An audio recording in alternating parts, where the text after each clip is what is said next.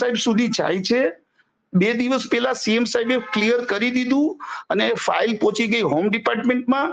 આજે હોમ ડિપાર્ટમેન્ટથી વૈજ્ઞાનિક વિભાગમાં પહોંચી ગઈ છે ફાઇલ. ઈ પ્રોપરલી આરઆર ને ઈઆર લખાઈને ઓફિશિયલી આવતા વીકમાં જાહેર કરી દેશે.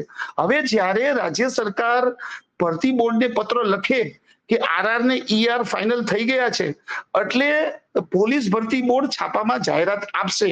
તો આ પ્રોસેસ જે છે ભરતીની જાહેરાત આપવા પહેલાની એ ઈઆર અને આરઆર ફાઇનલ કરવાની હતી.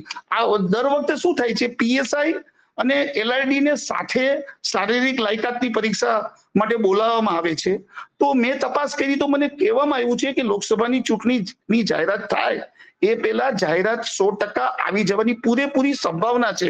અને એને લોકસભાની ચૂંટણીની આચારસંહિતા એટલા માટે નહીં નડે દેવાંશી, ઘણા બધા લોકોના મનમાં ઘણા બધા પ્રશ્નો છે કે આચારસંહિતા આવી જશે તો, પરંતુ જાહેરાત થઈ ગઈ હોય એ વસ્તુને આચારસંહિતા નથી નડતી. એટલે પરીક્ષા શારીરિક લાયકાત યોજાઈ જશે, પછી એના પછી લેખિત પરીક્ષા આવશે. આજે એક મુદ્દો એવો પણ ઉપસ્થિત થયો છે કે પીએસઆઈ માં પહેલા 2 પરીક્ષા હતી લેખિત પરીક્ષા, એમાંથી 1 લેખિત પરીક્ષા કરી દેવામાં આવી છે. હવે એમાંય પાછા ઉમેદવારોના પેટા પ્રશ્નો છે કે એમસીક્યુ વાળી પરીક્ષા નીકળી ગઈ કે